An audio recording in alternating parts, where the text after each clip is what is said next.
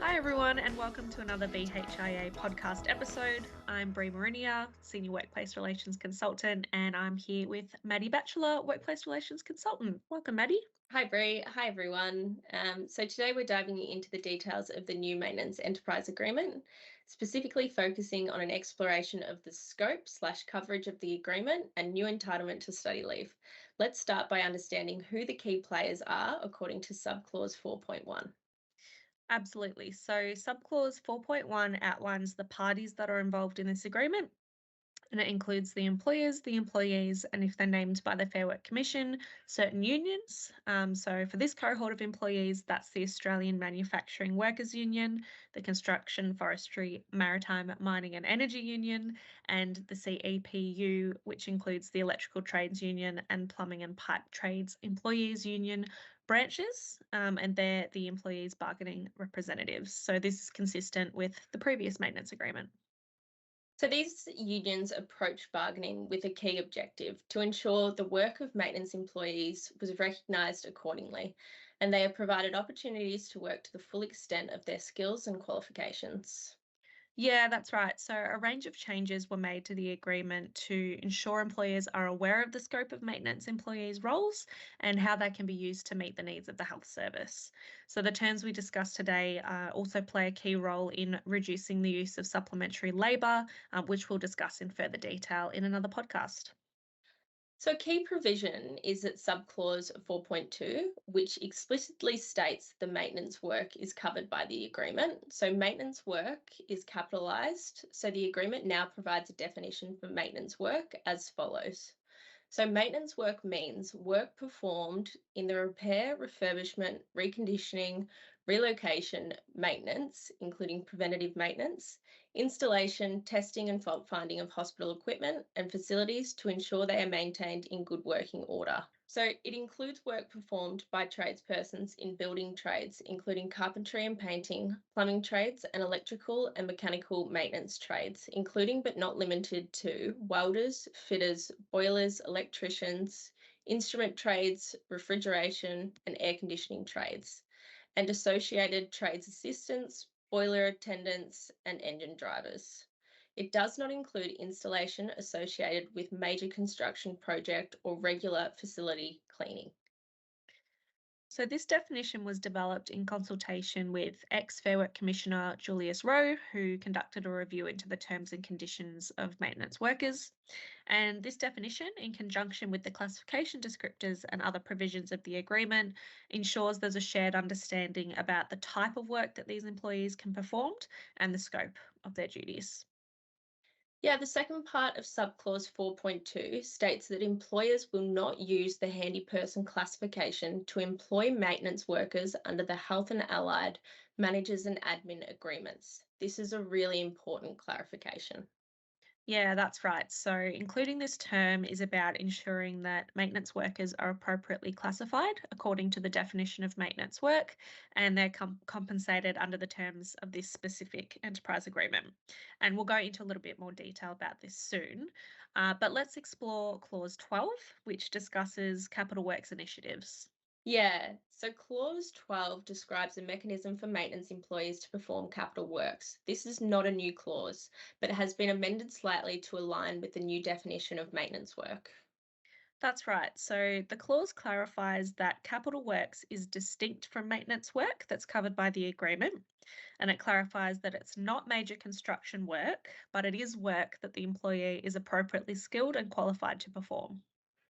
So the clause outlines a way for employers to introduce a system which allows employees to express their availability for capital works beyond their regular hours. Interesting. So if an employee wants to take on additional capital works, how does that process unfold? So according to subclause 12.4, it involves creating a project list, distributing to the relevant trades, and allowing interested employees to indicate their availability. The employer then coordinates this information, offering the opportunities to those with the required skills. If no employees express interest, supplementary labour may be utilised. So it's a structured approach, and it seems the aim here is, as mentioned specifically in subclause 12.5, to gradually reduce the use of supplementary labour. Yeah, so that is the main aim. The initiative is seen as a practical way to minimise reliance on supplementary labour by using the existing workforce who are often qualified and capable. This clause also provides an opportunity for maintenance employees to introduce variety to their work whilst earning some additional money at the same time. Now, let's discuss the new study leave provisions that are outlined in Clause 67 of the new maintenance agreement. So, this is a new entitlement for maintenance employees that was introduced to improve and encourage workforce skills development, increasing capability, and improving mobility across the health sector. And this entitlement is modelled off the health and allied term, so it's not completely unfamiliar to the sector, but let's discuss how it operates. Yeah, absolutely, Bree. So let's start with the basics. According to subclause 67.1, full-time and part-time employers are now entitled to 104 hours of paid study leave per annum to support training and development that is appropriate to the nature and particular needs of the employer and recognise competency standards. So, this means the purpose of study leave is to increase maintenance employees' skills where it's appropriate for that particular health service. And this might differ from employer to employer depending on the size and the specialised skills required of the maintenance team. It's also important to note that part time employees will receive this benefit on a pro rata basis, just Mhm. ensuring fairness across the board. Now, the clause also emphasises the relevance of the study to the employee's role and the duties required to be performed. Employers, according to subclause 67.2a, won't withhold consent if the course of study, training, or units of competency aligns with the inherent requirements of the employee's role. And flexibility is also key here. So, paid study leave can be taken in mutually agreed upon increments. For example, 4 hours per week, 8 hours per fortnight, or in blocks of 38 hours. And that's prescribed by subclause 67.2b. This ensures the leave aligns with both the employees and the employer's needs. So, there's no strict way that the leave can be taken. That's totally up to negotiation. Mhm. And the clause also notes that study leave can be used for both online and in-personal components of the approved study, including placement at another employer. And this is according to subclause 67.2c. Absolutely. And let's not forget that this leave doesn't carry over from year to year. When the application is made, the leave should be used in the same year. Yeah, that's right. So now applying for the study leave is straightforward. As detailed in subclause 67.3, employers must submit a written application, including details about the type of study and its relevance to their employment.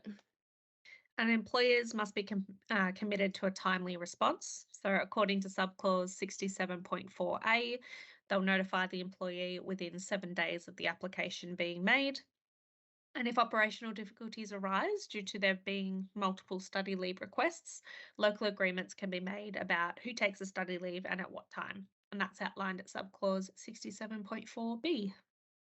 Now, here's something interesting in subclause 67.5, temporary changes to an employee's contract for study or external employment opportunities. Yeah, Maddie. So this clause also comes from the Health and Allied Agreement, and it allows employees with at least 12 months of service to request temporary changes like unpaid leave, reduced working hours, or flexible use of their accrued leave for study or career beneficial external opportunities. And importantly, employees can make such requests for one course of study or employment opportunities unless agreed otherwise, according to subclause 67.5c. It's a fair balance between career growth and operational needs. Absolutely. So the organisation recognises the importance of continuous learning and career development and is providing the tools for employees to achieve it. And if employees can take up opportunities to advance their skills, there might also be a gradual reduction in the use of supplementary labour as some of these skills gaps are filled. Well, that wraps up our exploration of the scope and coverage of the maintenance agreement. Thank you, Bree, for navigating through these clauses with us. My pleasure, Maddie, and thank you to our listeners for joining us. Until next time, goodbye. Bye.